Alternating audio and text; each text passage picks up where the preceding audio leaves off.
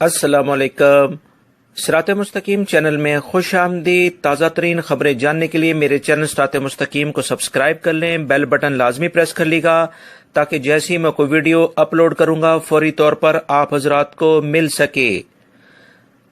جوازات نے ایک اہم ترین اعلامیہ جاری کیا ہے کہ وہ تمام پرائیویٹ ادارے، چھوٹے مؤسسے یا کفیل اگر کسی ایسے شخص کو ملازمت فراہم کرتے ہیں جو کہ غیر قانونی ہے یا اس کا اقامہ ایکسپائر ہو چکا ہے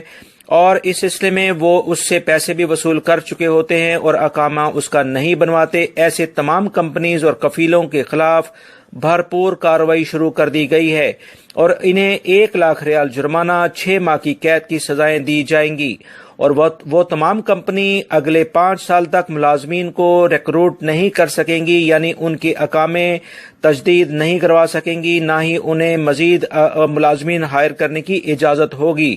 اس کمپنی کا مینیجر اور اس کے علاوہ ٹاپ مینجمنٹ پر بھی ایسی سزائیں نافذ کر دی جائیں گی جس کے بعد انہیں ڈپورٹ کر دیا جائے گا۔ جوازات کا مزید کہنا ہے کہ مملکت میں مقیم غیر ملکی غیر قانونی لوگوں کو کسی بھی قسم کی مدد فراہم نہ کریں۔ اگر وہ ایسا کرتے ہوئے پائے گئے تو ان کے ساتھ سختی سے کے ساتھ نپٹا جائے گا اور انہیں 6 ماہ قید اور 1 لاکھ ریال جرمانے عائد کیے جائیں گے۔ ایسے تمام افراد جن کے اقامے ایکسپائر یا بنے ہی نہیں ہیں یا بارڈر کراس کر کے وہ آتے ہیں یا حج عمرے کے بعد واپس نہیں جاتے ہیں، ایسے تمام افراد کو بھی مملکت میں غیر قانونی سمجھا جائے گا اور انہیں سعودی قوانین کے مطابق سزائیں دی جائیں گی۔ وہ تمام لوگ جو کہ وزٹ ویزے پر موجود ہیں، برائے مہربانی ویزا کی میعاد ختم ہونے سے پہلے ہی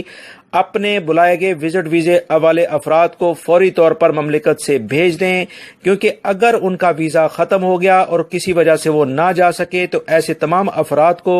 اسی قانون کے تحت مملکت میں جو موجود ہوں گے ان کو سزائیں دی جائیں گی، جو کہ 6 ماہ قید اور 1 لاکھ ریال جرمانہ ہے، اور جن لوگوں نے انہیں ویزے پہ بلایا ہوگا وہ بھی اس سزاؤں کے مستحق ہوں گے اور اس کے ساتھ ڈیپورٹ کر دیے جائیں گے۔ دوستو، یہ